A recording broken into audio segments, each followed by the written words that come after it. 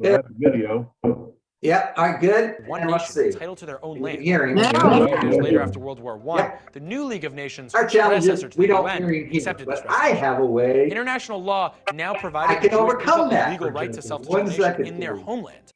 Something This Jewish is- people around the world had been praying for All almost right. 2,000 PowerPoint where he can see his PowerPoint. years. You can see it Others, over however, there. viewed this as a presumptuous act of overpromising Joseph on the needs part to of be able to see hasty what's British going treaty on. makers. But Here we go. let's jump back. Joseph can see that. Why was establishing a Now. national home so So important? far, still good, right? For nearly 2,000 Yes. years, the But Jewish here's the people problem. For scattered me to across turn the globe sound on, kept we their can hear dreams it in alive here, I'll bet. to An return to echo's the coming, indigenous so land, bear the with me land for of a Israel, second. or as Here the we go. Romans had renamed it after exiling Jews, Palestina. For 2,000 years, the Jews prayed for their return to the land. They told the history of Y'all the land, hearing it well? studied the civic, religious, there and we go. social laws of the land, and had maintained a continuous presence in small communities throughout the land. And many Jews had returned throughout the centuries. From medieval rabbis like Judah Halevi and Nachmanides to the students of the leading 18th century scholar, the Vilna Gaon, to major waves of Jews fleeing persecution in 1881 and 1904. These latter 19th and early 20th century pioneers purchased acres of desolate swamps, far good? desert, and soil neglected for centuries, working tirelessly to make them bloom. The prospect of international support for this cause was of utmost importance, and Herzl had desperately tried, in vain, to pitch Zionism to the Germans, the Ottomans, and the British. And though Herzl was convinced that his life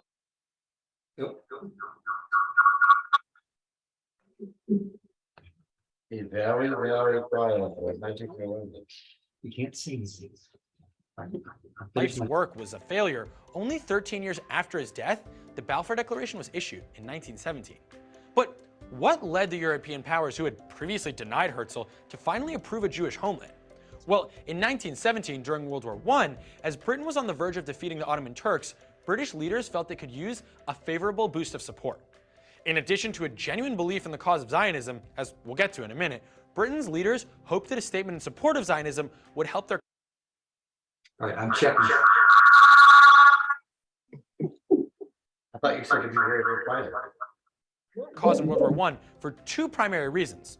One, the British needed help from the Russians, and knowing that many leaders of the Russian Revolution were Jewish, they hoped it would make Russia more pro-British. And two, the British hoped that supporting Zionism would help bring the Americans into the war as well. How, though? Well, the notion that Jews controlled world affairs was a well-known anti-Semitic Okay, trope, so and the yeah, British we wasn't have to be new it. very, very But quiet, many Brits, Ariane, such while as we're Lord doing this if Balfour, we want to hear what also you're recognized hearing. the Jews' right to the land. But Balfour I think it'll believed work that out. Jerusalem was more Jewish than London. Y'all still was hear us British. well? Or as Chaim Weizmann, Yes. Yeah, good. Israel's future Okay, president, I'm told gonna him, we put had Jerusalem Joseph's when London was just a marsh. Thing back to the Now, beginning where he's going to how did Chaim start. Weizmann come into and the life story? is going to be good. I Well, hope. Weizmann, a brilliant chemist and Zionist leader, This is going to be the fastest slideshow you ever saw. All right. All right. I think I got him in the right place. He can confirm. Yep. All right. So the way it'll work is when you get to a video, Okay. I will turn on so you and I can hear and all, but we have to be real quiet or we'll create all this nasty echoing. Okay, so I can introduce the video and then play it, and I stay quiet till. Yeah. You can introduce it, play it, and when I see you're ready, I'll let the sound come on our end and we can hear it until we can Okay. figure out all the logistics at some point on this. I So we're ready to begin? think so. All right, then. So be it. Can we say hello? Yes, please do. Hello. How are you? Good to hear from you. Doing good. How's everybody? Hello. Hello. I think everybody's very tired over here. We're doing so well and glad to see everybody's back with us again. Hello. How are you, Joanne? Great. How are you? Good. Linda was telling us a delightful little story today about some old gent who lives alone in the backwoods of Louisa who cans potatoes. Oh, yeah, they were good too. Yeah. Make sure you hurry. Potatoes, not tomatoes, but potatoes. Potatoes. Or potatoes, if you will like. Potatoes. Hey, my customers bring me all kind of goodies. Oh, good. It's a trade of goods and services. Yep. eggs, potatoes. Yeah. Oh, wrong button. No. Oh, it's upside down. I went to a bluegrass festival. You guys still there? Yes. I lost. What channels is thing normally on? It's 02, I think, or 03. It's the HDMI 3. Yeah, it went off my channel. Come back. Come back. Oh, it's too fast.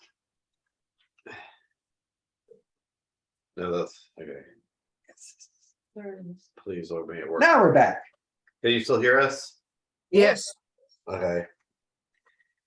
You asked me a question, but I can't remember what it was. Uh, All right, so then. If y'all have any remedy for memory loss, I'm already suffering.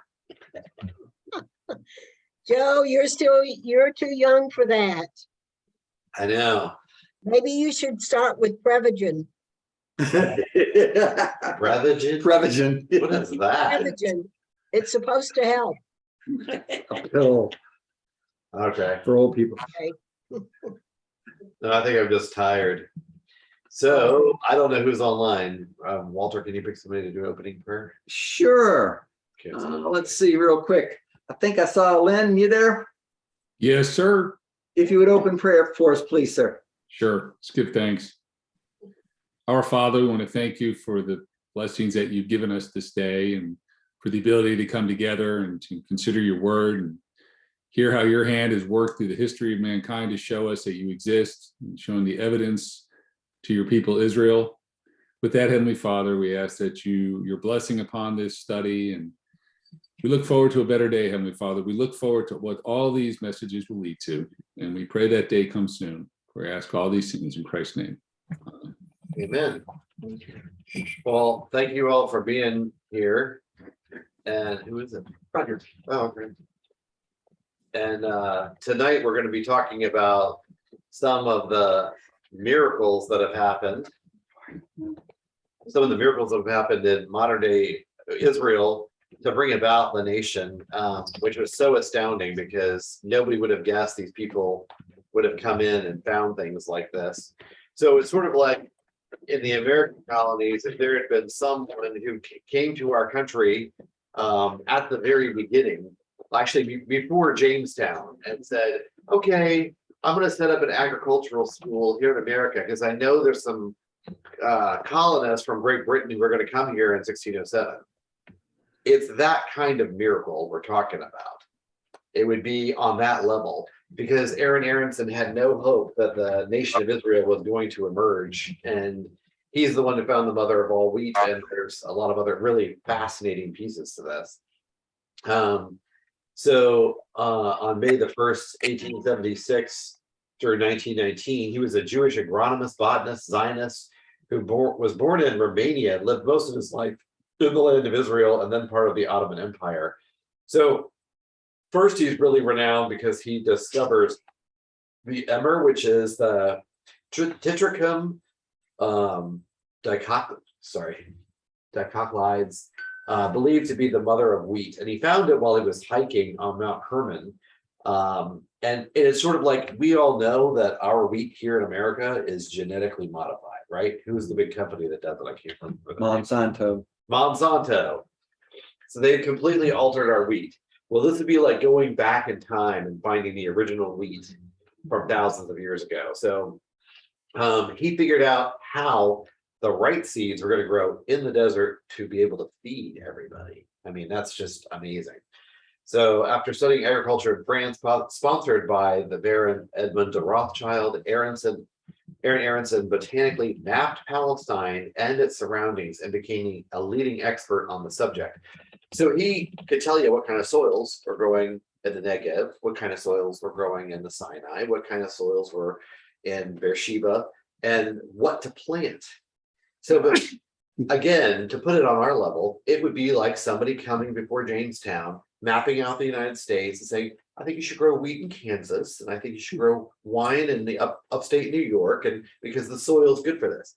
He did all this mapping before all these Jews returned in the 4th and 5th alias before World War II.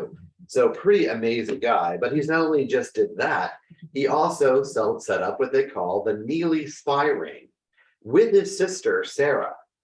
So their intelligence, once again, Israeli intelligence, helped the British defeat the Ottomans. These Jews that were living in the land before, I mean, they're helping the Great Britain on so many levels.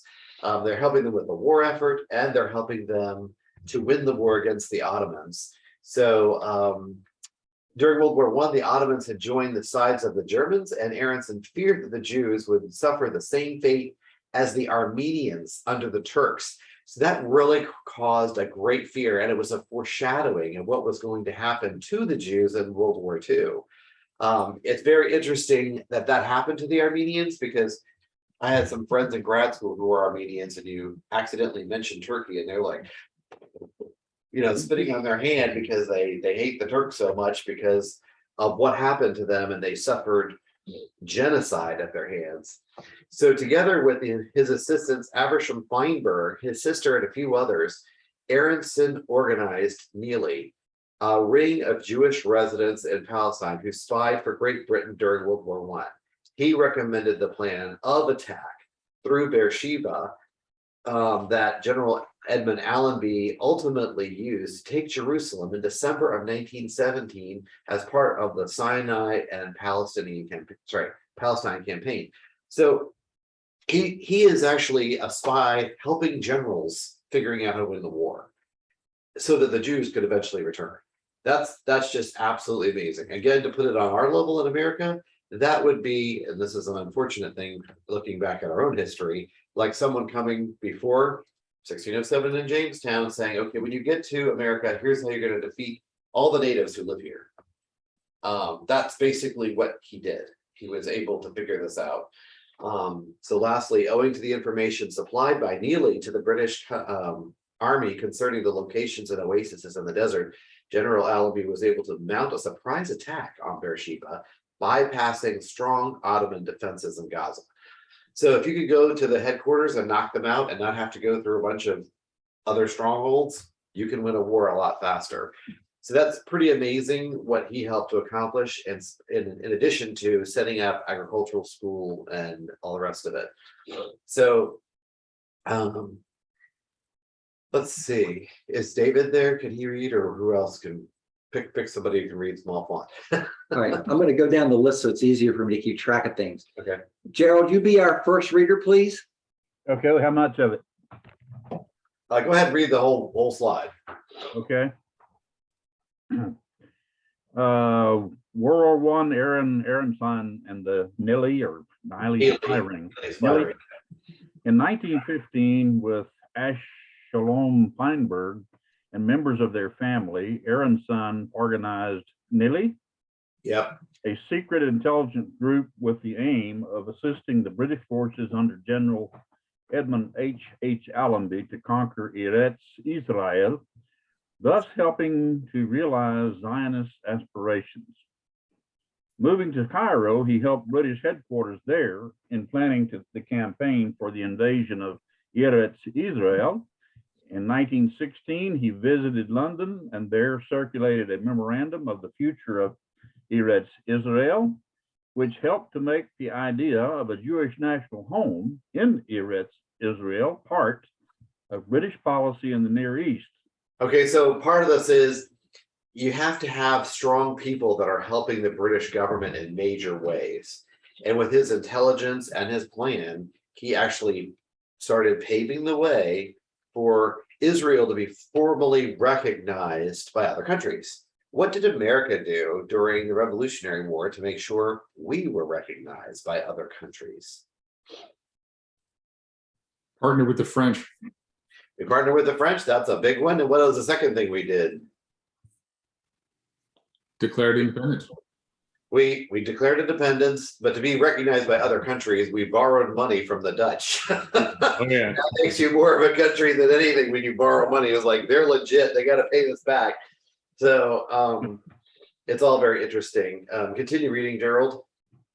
Okay, in 1918, Aronson worked in conjunction with the Zionist Commission in Eretz Israel, and in 1919, he cooperated with the Zionist delegation to the Paris Peace Conference, dealing especially with the problem of Eretz Israel's boundaries. And that's That would change. That would change so many times. So we're gonna watch it grow to this huge size because we talked last week, I believe, about the Sykes-Picot Agreement of 1916, which determined the British and the French had decided who was going to get what when the war was over. The whole land was carved up. So I just wanted to make sure you got that from last week. Go ahead with 1917. Okay. In 1917, Chaim Weizmann sent Aronson on a political campaign to the USA. While there, Aronson learned that the Ottoman authorities had intercepted a Nili carrier pigeon, which led to the arrest and torture of his sister Sarah and other Nili members. So she was an amazing woman, and I think she suffered tremendously at their hands. I mean, the Ottomans were brutal to the Jewish, and if you were a spy and a woman, there's little hope. So never use a carrier pigeon if you're a spy. But anyway, it was awful situation for her. But this is them featured on the stamp. You can see her as number 2 from the right. And Aaron Aronson is on it as well. So they are very formally recognized in Israel. So after the war, Weizmann called on Aronson to work on the Versailles Peace Conference. And this is what's so mysterious. I don't think anybody's really researched this. On May 15th, 1919, under unclear circumstances, Aronson was killed in a plane crash over the English Channel while on his way to France. Some blame this on the British government. I think it might be the enemies of Israel, once again, trying to stop someone who is a real mover and shaker in the country. So, Leah, you want to read this one? Okay. World War I. Aaron Aronson and the Nili spy ring. Nili was a secret pro-British spying organization which operated under Turkish rule in Palestine during World War I under the leadership of the world-renowned agronomist Aaron Aronson. Yeah. Oh, thank you. Nili is an acronym for the Hebrew phrase Netza Yisrael Lo Yashaker, meaning the Eternal One of Israel will not lie. Samuel 1:15. Samuel 15:29, or maybe it's First Samuel 15:29, which served as its password. Aronson's family was part of the early settlement of Zikron Yaakov, which was first established in the 1880s. Aronson also had achieved wide acclaim for discovering a weather-resistant form of primitive wheat with the support from an American Jewish organization and the U.S. Department of Agriculture. Aaron established an experimental agricultural station at Atlit. What? I think it's Athlete.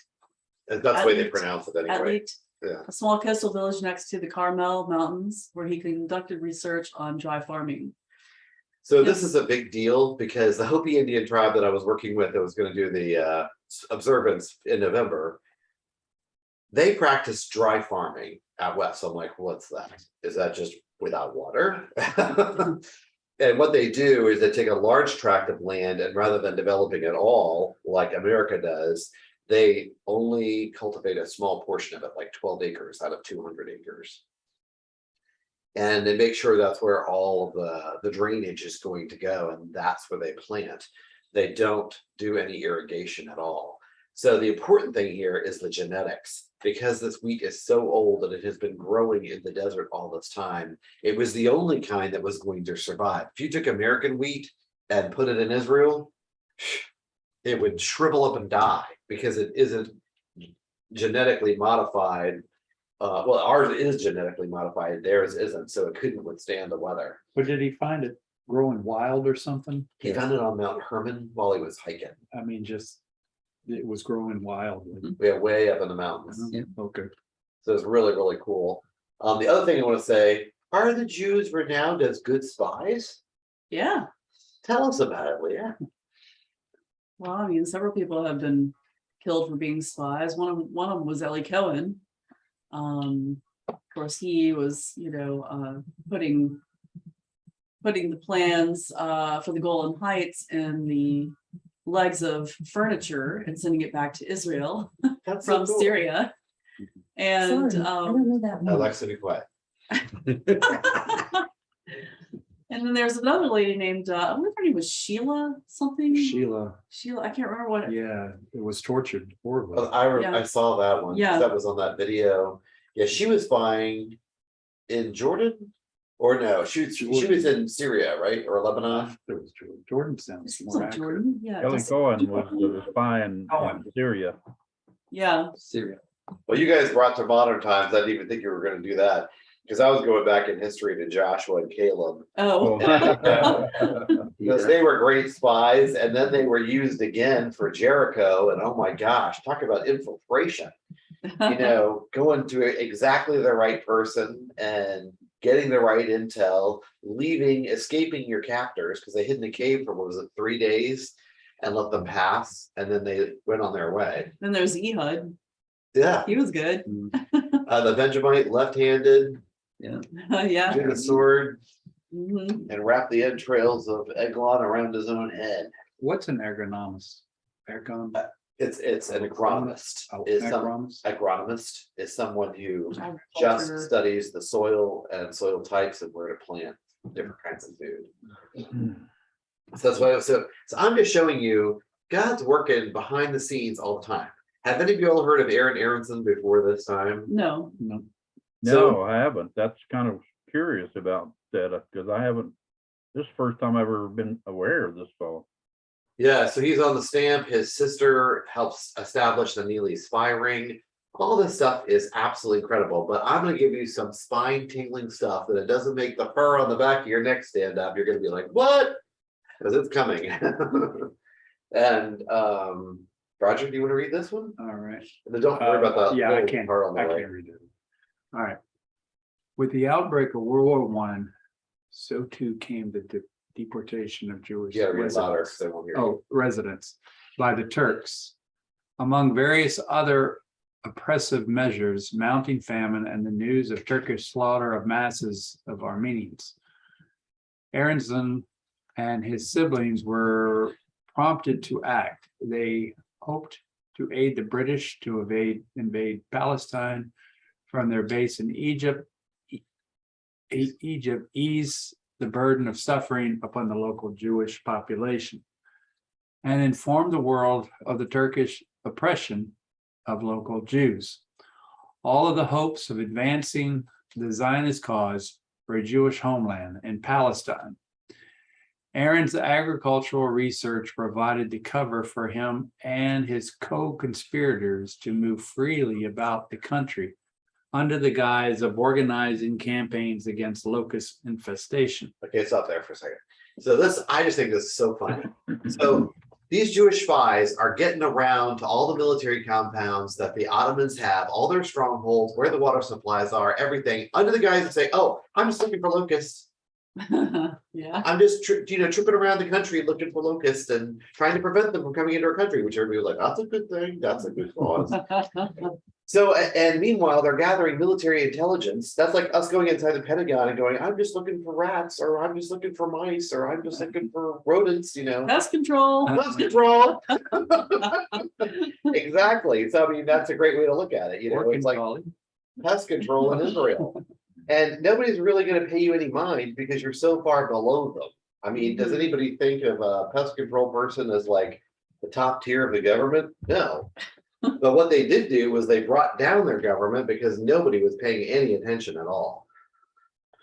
And I just think it's interesting that they chose Neely as the acronym for the Lord does not lie, What Neely is an acronym for it. that in Hebrew. Oh, in Hebrew. Oh, Right. okay. So it's just this is all just so astounding to me. So go ahead and read the last two bullets. The British initially rebuffed the group's overtures. It was only in late 1916 when Aaron crossed Turkish lines and the Sinai to reach Cairo did he convince the British the value of his Jewish spy ring. For most of 1917, Aaron remained in Cairo as a liaison while his sister Sarah, brother Alexandra, close friend Ashalom Feinberg, and Joseph Lizhansky formed the core of the spy organization. More than 20 others also participated in the group. So once again, just to clear this up, World War I clears the land for the Jews to return. As we talked about the previous weeks, all the historians in modern day times, when you ask them, what was the purpose of World War I? What was the outcome of World War I? They're like 17 million deaths that didn't need to happen. And it recast the whole face of the world. And two major empires were destroyed in World War I. The Ottoman Empire in 1917 and 1918, and Russia. 300 years of Romanov rule was completely overshadowed. The whole family was gunned down. And the eggs from that, the beautiful designed eggs that were given on Easter by the Romanov family to each other were bought by a lady in Fredericksburg and are now at the Virginia Fine Arts Museum. So, Could we see this? yeah, the Fabergé eggs. Yes, they're Fabergé eggs. Yeah, they're They're gorgeous. incredible. So, Walter, can you give us another name? Sure. First of all, Ev, are you able to read or should we get someone else? Okay, I'll take your silence mean to go someone else. Brother David Bostian, you're next on the list, please.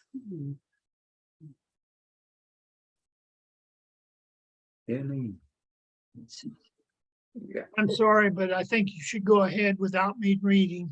Okay, not a problem. Can Nancy read? Yes. I'm gonna try. I can't decide whether to get up close with my glasses or back without them, so I'll try it and see. It's great, whichever way.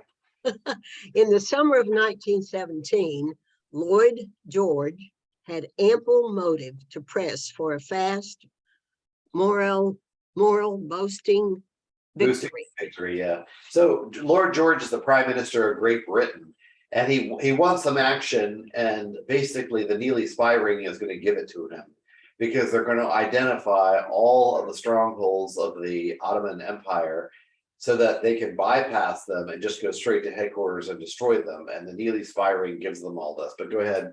I just wanted to explain to you what he was. Okay, the Allied war against the German, Austro-Hungarian, and Ottoman empires was continuing to produce enormous losses with little hope of a breakthrough on the Western Front. The British War Cabinet, considering opportunities in the Near East, debated whether to make a pro-Zionist statement. General Edmund Allenby had just been given command of British forces in Egypt. In June, meeting him for the first time, Lloyd George exhorted the general to deliver Jerusalem by Christmas. Allenby considered invading Palestine by marching his forces from Egypt up the coast through Gaza. He faced the same problems that had stymied his predecessor, Sir Archibald Murray: water for his troops and Gaza's daunting fortifications. His initial plans received poor reviews from the Imperial General Staff, whose chief remained opposed to the very idea of a Palestine campaign and declared Allenby's ideas too risky and not worth the expense. To overcome his problems, Allenby knew that he had to find better intelligence. His best source emerged in the form of a Jewish Zionist named Aronson. Aronson, yeah, very good. Thank you. So here's how the Lord's working all this in the background. The British weren't going to do a thing about Palestine. Let me make that clear. They were not going to do anything. They're hailed today as the liberators of the Holy Land. They were not going to do it. Who made the difference? Aronson and his Neely spy ring. So the British take the credit once again for what the Jews had accomplished.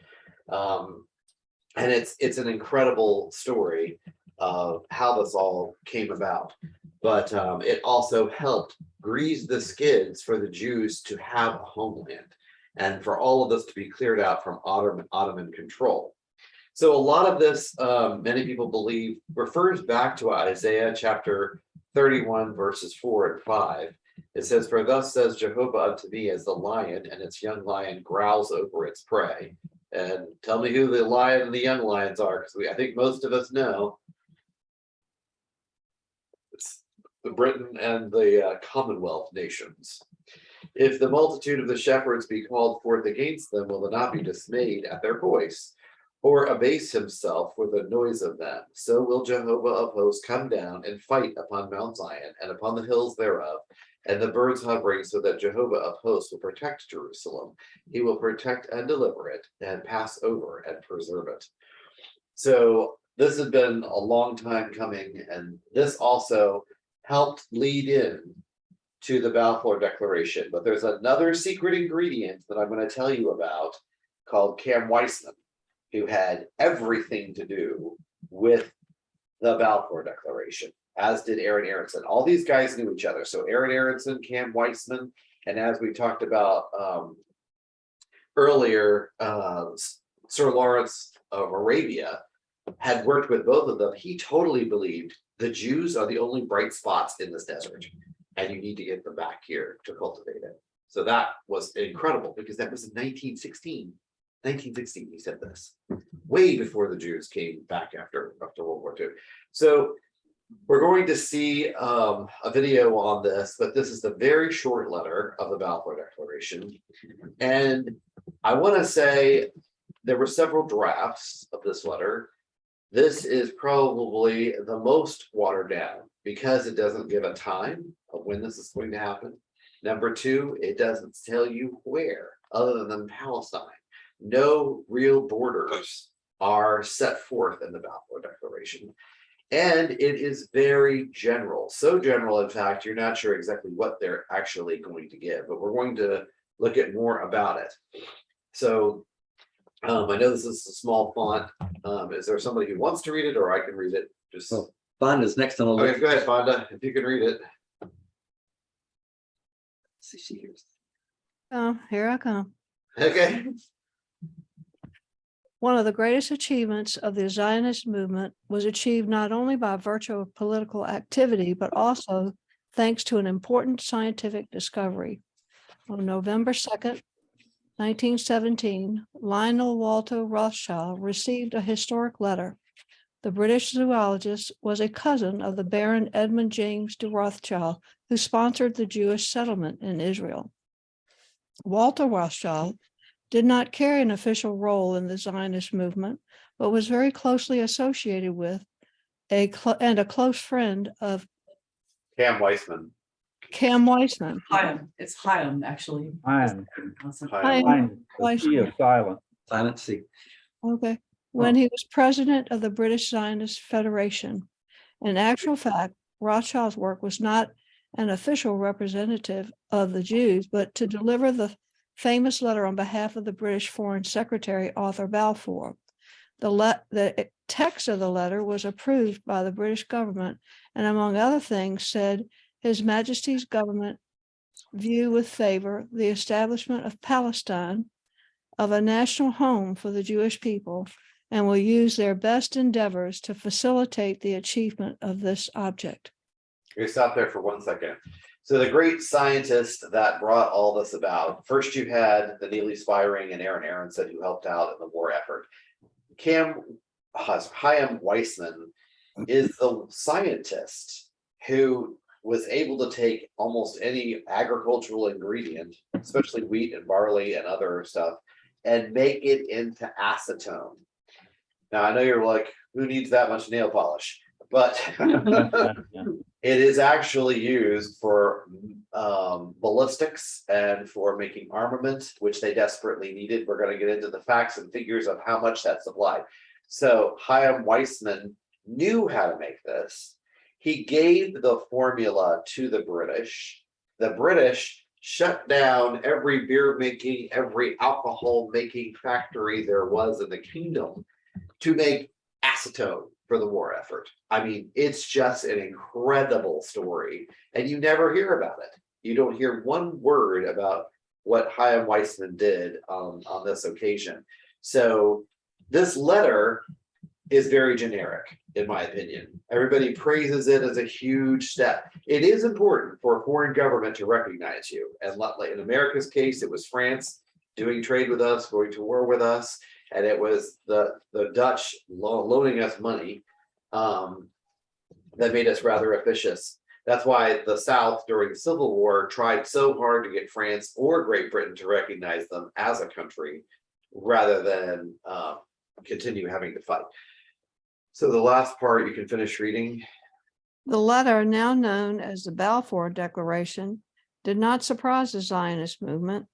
Such a declaration was the object of longing for decades, ever since Herzl had been trying to convince the major rulers and those of influence with the hope of obtaining a charter for Jewish settlement in Israel.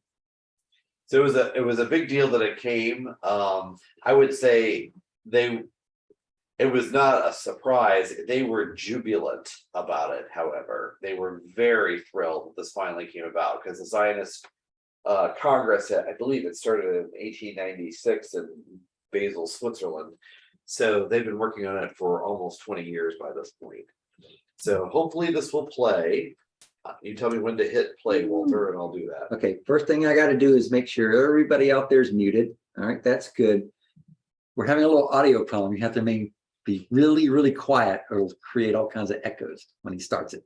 So I'm going to turn on the speaker now. 3, 2, 1. What do Zionism and the nail polish movement have in common? To answer that, let's talk about the Balfour Declaration. How did a 117-word letter from a British foreign secretary empower a 3,000-year-old nation to return to their homeland? And what makes the Balfour Declaration so important and controversial still today, more than 100 years later?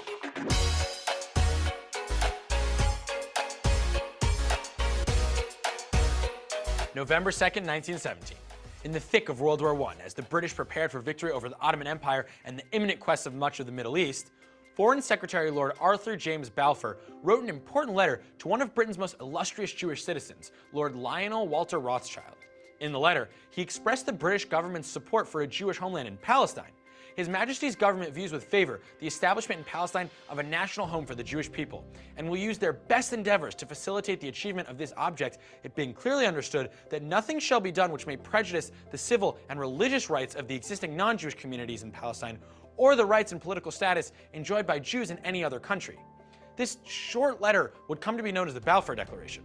We're going to see how this letter was carefully crafted, explore its deliberately ambiguous wording, and why it has been the topic of both inspiration and controversy, depending on who you ask.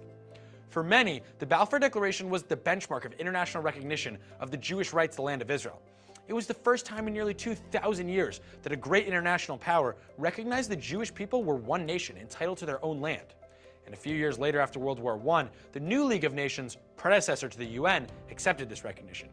International law now provided the Jewish people a legal right to self-determination in their homeland, something Jewish people around the world had been praying for almost 2,000 years. Others, however, viewed this as a presumptuous act of overpromising on the part of hasty British treaty makers. But let's jump back for a moment.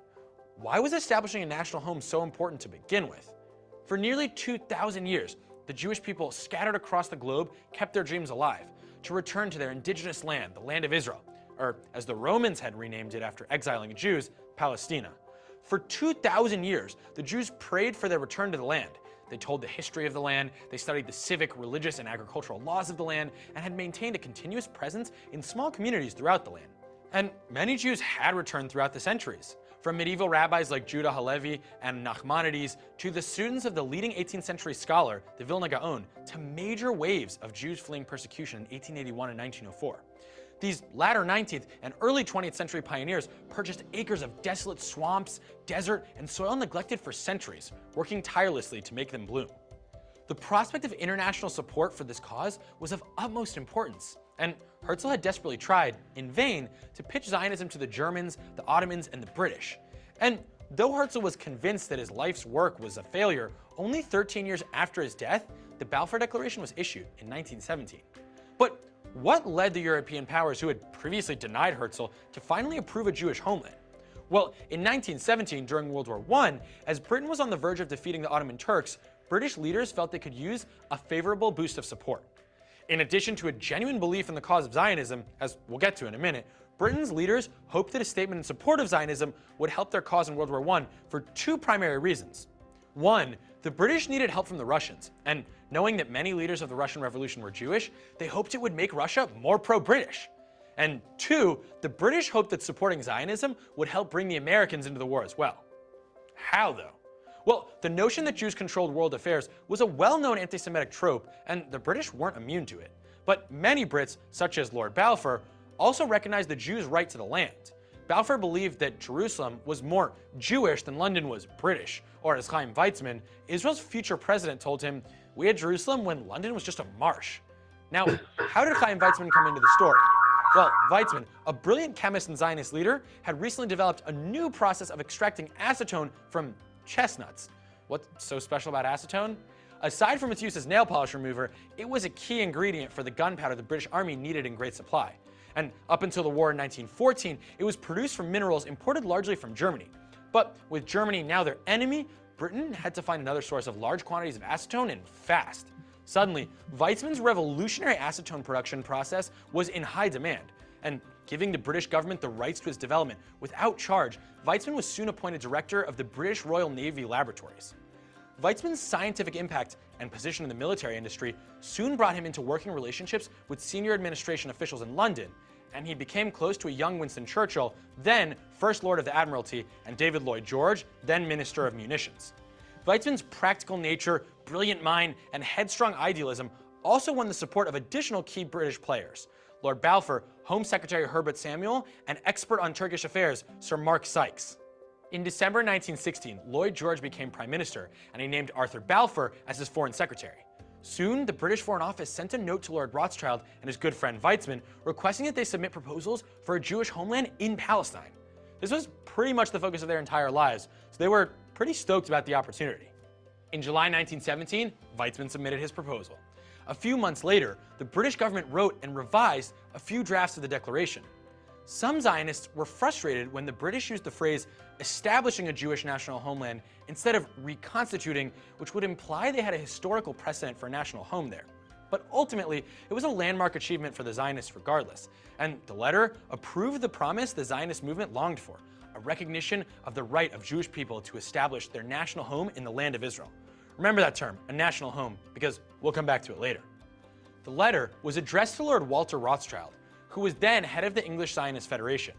As we mentioned, in the letter, Balfour proclaimed His Majesty's government views with favor the establishment in Palestine of a national home for the Jewish people. And this wasn't all talk. Although there were 700,000 Arabs living there at the time, Balfour deeply believed in the values of Zionism, as it was rooted in age-long traditions and present needs. Present needs being rampant anti-Semitism, pogroms, and the impossible challenges Jews faced in Europe, and the age-long traditions referring to the Jewish people's 3,000 to 4,000 year history with the land of Israel. Now, in a broader context, with the end of the Ottoman Empire's control of the Middle East, vast areas of the region needed to be redefined, and in many cases, formed into distinct independent states. It had been 2,000 years since the region of Palestine had been ruled autonomously by its inhabitants, before the Jewish exile even began. Now, both Jews and Arabs laid claim to the land that they had both inhabited at different points in history. So, they were good to go. The British sent a clear message of their commitment to establish a Jewish state in Palestine, right? Not so fast. There were a few problems. First, it's an astonishingly ambiguous document. In its attempt to not overstep, or maybe to evade making an explicit commitment, the Balfour Declaration left itself unclear in a variety of ways. Though Lord Balfour privately assured the Zionist leaders that a Jewish national home meant a state, this is not what the document actually says. Rather, it said a national home for the Jewish people. No mention of a state. There was also no mention of when or how this national home would be created, details that might have been important to include. The declaration also stated that nothing shall be done which may prejudice the civil and religious rights of the existing non-Jewish communities in Palestine. This could be a problem if most Arab leaders considered any national connection of the Jews to the land as an impingement on their rights. Perhaps most frustratingly, there was no clear definition of the maps themselves.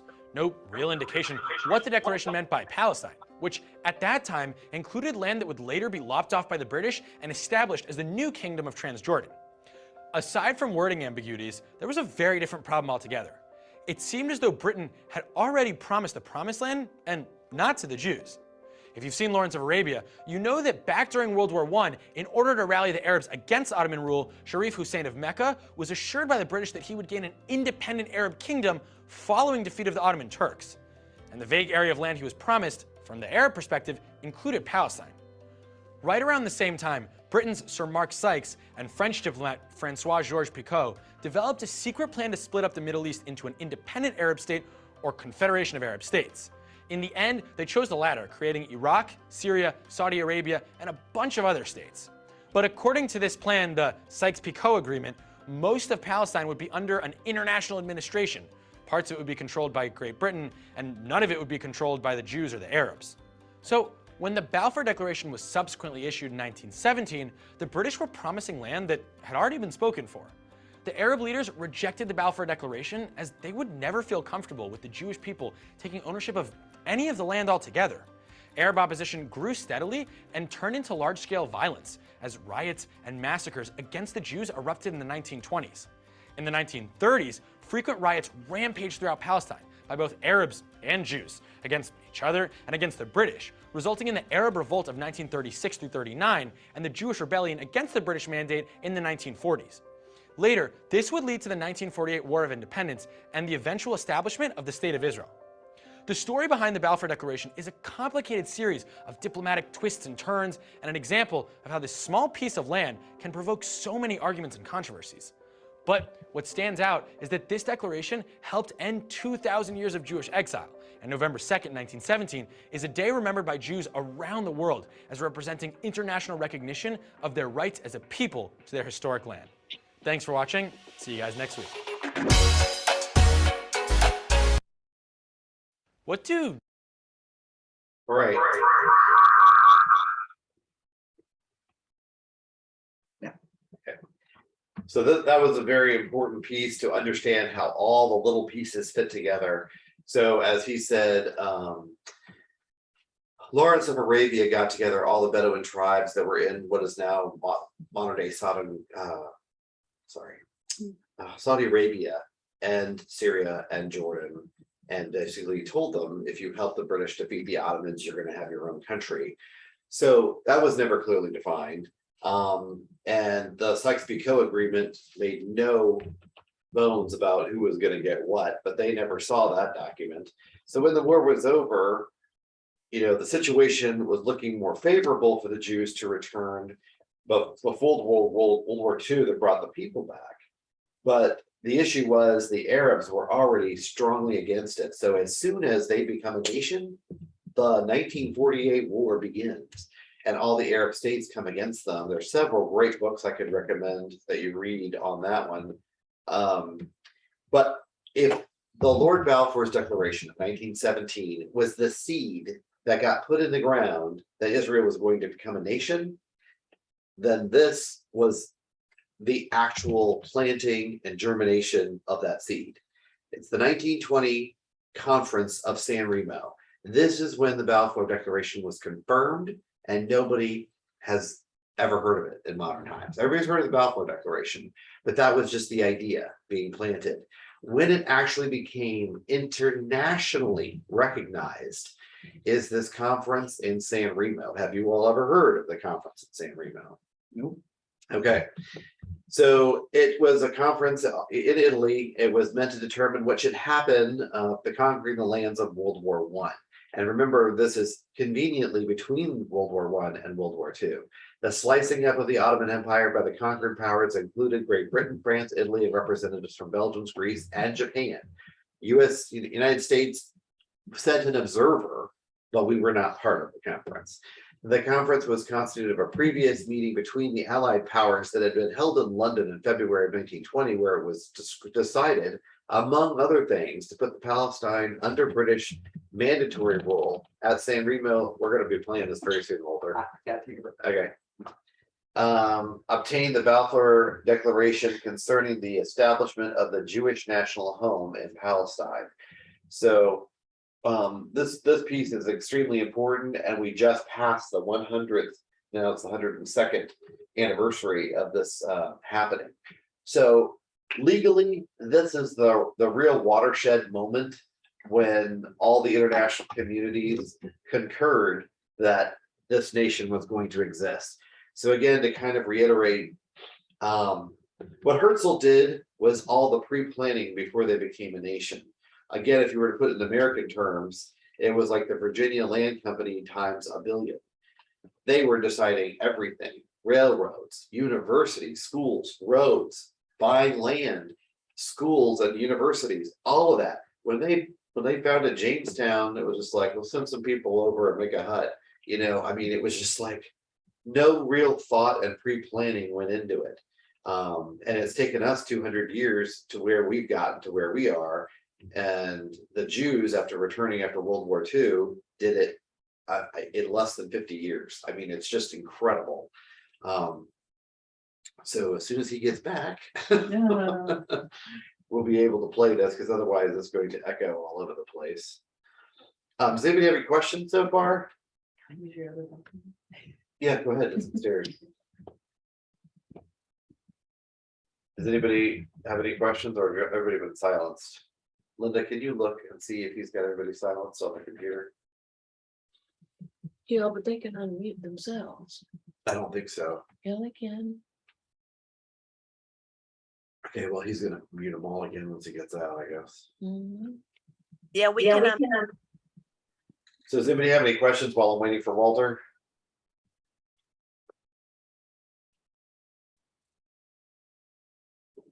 Okay, here he comes, I think.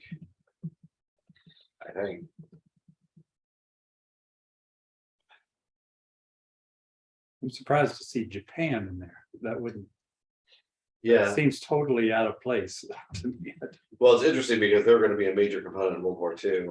So. Yeah, And the other thing is that we had settled the peace agreement between Japan and Russia, and Teddy Roosevelt was actually the broker for that. So again, just to sort of re-encapsulate, World War I cleared the land for the Jews to return. World War II brought the people back. World War III is my prediction will bring about the return of the king. Are we ready to go, Walter? Yes, sir. 3, 2, 1. It happened on April 25th, 1920. Representatives of the great powers who triumphed in World War I met in the Italian town of San Remo to divide the Middle Eastern lands they conquered. 90 years later to the day, Christians and Jews gathered on the same spot to commemorate the event. The leaders of the great powers who met here in San Remo 90 years ago are long gone, but their decisions made history and transformed the Middle East. For the first time in nearly 2,000 years, they called for the establishment of a homeland for the Jewish people in an area called Palestine. Before its defeat in World War I, the 400-year-old Ottoman Empire spread throughout the Middle East. In San Remo, England, France, Italy, and Japan, along with the United States as an observer, divided the empire into 3 mandates: Iraq, Syria, and Palestine. France would oversee Syria, while Iraq and Palestine fell under Great Britain.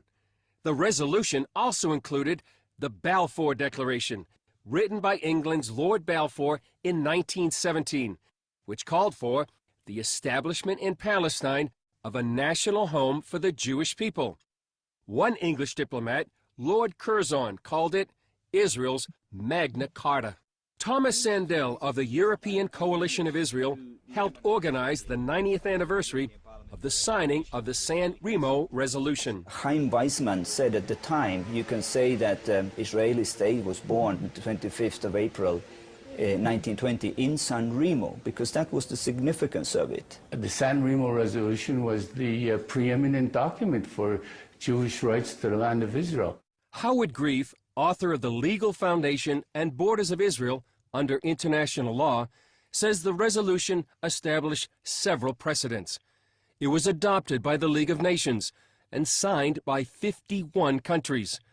Exclusive legal and political rights in Palestine went to the Jews, while those same rights in the rest of the Middle East went to the Arabs. The Arabs got the lion's share. I mean, they got Syria, which was subsequently divided into Syria and Lebanon. They got all of Mesopotamia and all of Arabia. And this is what Balfour himself said. He said, why are you complaining? You're getting all these lands, and we're granting a niche. He called it a niche to the Jewish people who were getting at Palestine. Grief also says the 1920 San Remo resolution supersedes later UN resolutions. There is such a thing in international law. Once you've recognized a certain situation and the matter is executed, you can't change it. The UN General Assembly exceeded its authority, exceeded its jurisdiction. It did not have the power to divide the country. But what about those contested Israeli settlements in the West Bank? Many people, including the current Secretary General of the UN, say they are illegal. Settlements are covered in Article 6 of the Mandate for Palestine, again, the legal international document of the Mandate for Palestine, and clearly says that not only the Jews have the right to settlement, that the world has the obligation to help them to settle. This legal right of Jews to build in the West Bank or East Jerusalem is little understood in the world today. It's a situation that Thomas Sandel hopes to remedy. We feel that we have a historical duty to just bring the facts on the table, because we are here dealing with historical facts, and this should be known, this should be taken into consideration in the public debate. Chris Mitchell, CBN News, San Remo, Italy.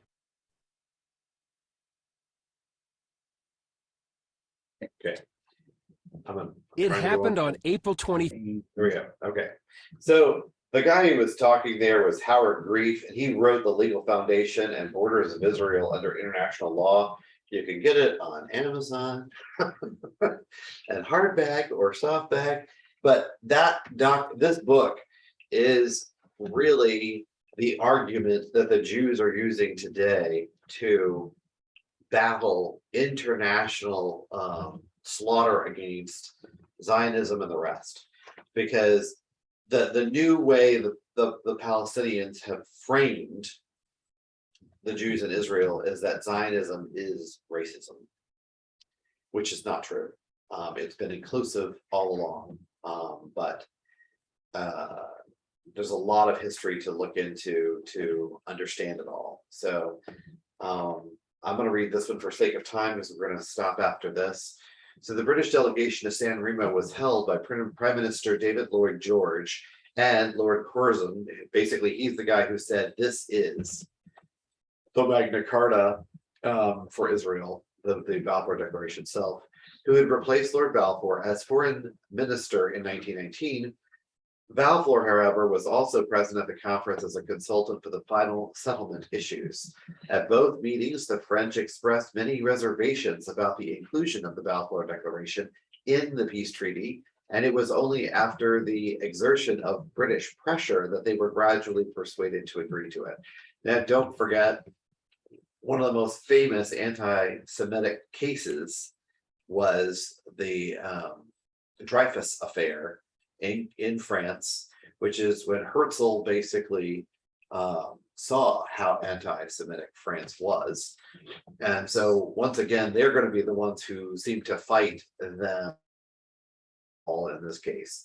The conference was also attended by Chaim Weizmann, Nahum Sekolo, and Herbert Samuel, who presented a memorandum of the British delegation to the final settlement in the Eastern Mediterranean region. The article concerning Palestine was debated on the 24th of April, and the next day it was finally realized to incorporate the Balfour Declaration in Britain's mandate in Palestine. Thus, Britain was made responsible for putting into effect the declaration on the 8th of November 1970 by the British government and adopted by the other Allied powers in favor of the establishment of the Palestine as a national home for the Jewish people. The resolution at San Remo was celebrated by mass rallies throughout the Jewish world. So everybody's heard of Balfour Declaration. Nobody ever hears about the conference at San Remo. But the reason why this is a real bedrock is because the Balfour Declaration was just an idea of the British. Nobody else agreed to it. Now you have, I think it's 7 major countries agree to it. Japan, Germany, France, England, United States, and United States, Japan. I'm not sure. Yeah. So all of them agreed, and Italy, that's the one I was missing, agreed that this should happen. So that's really what sent it off into existence. It went from an idea to being executable, if I may say so. We're going to stop there for tonight. Does anybody have any other questions before we conclude? Was that in New York that happened, or? San Remo is in Italy. Okay, there's a place in New York as well, Yeah, it's in Italy. named after Italy, I'm sure. Yeah. So, Walter, do you want to close? Sure, I can. Dear kind and truly merciful Heavenly Father, you are the Father of Abraham, Isaac, of Israel, thy Prince. And we thank thee that we might call you Father, that you have sent us thy Son, Jesus the Christ, to show us the way, change and transform us, our hearts and minds. We long for the day of his return, and thy kingdom shall be established here upon the face of this earth, and thy will shall be done even on this earth as it is in heaven. We're thankful for this time you've gathered us together to study this history of thy people, to see the wonder and the glory to you that's given as each step is taken to make them once again a nation. We pray that we might understand these things and apply them in our lives to strengthen our faith as we wait for that day when the final state of Israel will be established and thy Son shall sit upon the throne as its king. We thank you for the blessings of life you give to us, be of those who suffer through trial and tribulation. The flesh is indeed very weak and works against us. We thank you now for all these many blessings, and into the name of thy Son, Jesus the Christ. Amen. Well, thank you all for attending tonight. How is everybody? Pretty good. Oh, good to see Thank you, Brother Joe and Brother Walter, for all the effort you put forth to present this. Yeah, very interesting. One time we'll get it fully right. It's good to see you all. How is everything going? Good to see everybody. Things fine, Good. same as usual. So, Patsy, did you do as much canning as your sister? More. Oh, really? Because I know she did like 150 apples and made them into applesauce. I was like, good gravy. That's like, my arms would fall off if I had to crank that and through a She machine. made more than I did. So what did you do, Patsy? What about canned this year? Yeah. I canned tomatoes, Okay. I canned string beans, Wow. and I canned applesauce. Wow, that's amazing. So that's an incredible feat. Fonda, how are things with you? And Leonard and Mandy? Things are good, Joe. Mandy's actually down in Suffolk. She's on a long-term sub. She's going to start a long-term sub. Some old colleagues of her from the school she retired from. One of them is having a baby. Okay. Step up for her for about 3 months, 2 months, and sub down there. So right now I'm up here in Brendan and Steve's basement all by myself. They won't let me out. No. Tap 3 times on the ceiling. Yes. But yeah, it's all good. I'll be going back. Her son Aaron's coming in from Canada. He and his wife, they're having a child. So I'll be picking them up next week, and then I'll be heading down to Suffolk myself. Okay. So a lot of back and forth, but yeah, this is the end of my career. It's the last 2 or 3 years and I'm done. Awesome. I'm happy for you. I hated working at the Washington Navy Yard. It was like awful to me. Yeah, it's not too bad. Being that COVID, there's not many people there. It really is about maybe, I imagine that at peak capacity, it was at peak capacity, it was kind of a drag, and I was metroing in all the time. But, go ahead. No, just say when I was there, 18,000 people, 3,000 parking spaces. Yeah. It was like people fleeing a city after a siege, except they're all coming into it. Yeah. And then I was there for the Washington Navy Yard shooting, which wasn't scheduled. That lasted all day, and we were in 8 hours with things up against the doors to prevent shooters from coming in, helicopters flying around all day. We weren't allowed to take our cars off the base. Then when we got outside, there was 6 lanes of highway completely filled for 10 city blocks with emergency vehicles, fire trucks, ambulances, and the works. Then in front of the Department of Transportation, you know where that is on Penn Street, that whole city block was nothing but the press. Can you imagine 6 lanes, the length of whole thing, the Department of Transportation, as nothing but the press. Yeah. So like I said, it's probably running about maybe maximum in any day, maybe 30-40% capacity. So it's real nice. They're really pushing the whole telework thing. Where they just remodeled our office, and you get this little station now, and your shoulders are about 16 inches away from the person next to you. I know, it's ridiculous. Hotel hot benching is what they call it now. And they try to do the Google model, and I don't know. Well, but like I said, at Dahlgren, they want everybody to come back. Yeah, I have no idea why, because nothing works. So it works at my home office, but it does not work when we're on base. Anyway, sorry to bore you guys. Yeah, it's all good. We're doing civil servant talk. Interesting. So Joanna, how's the porch deck construction? Is it almost finished? Nah, it's still in the progress. No, it doesn't look bad. I'm looking forward to seeing it at some point. Yeah, it'll take a little while. And how are things with you, Fonda? Oh, pretty good. Good. I just want to thank you for the class. It was wonderful. I always look forward to it, and I'm never disappointed. Well, I really appreciate it. I always ask the Lord to please give me all the stuff I need for each class. So he came through again. And Betty and Eb, it's good to see you, even if we can't hear you or see you. Glad to know you're there. We're glad to know you're They there. couldn't come on. Yeah. Okay. Well, And good night, all. Susie, you have the most luscious hair of anybody in the group. The Bostons are telling you goodbye. Bye, Boston's. I'll see you later. You all have a good night. Good night. Thanks for the class. Bye-bye, Thank you. everybody. Bye-bye. Yeah. Bye. Thanks.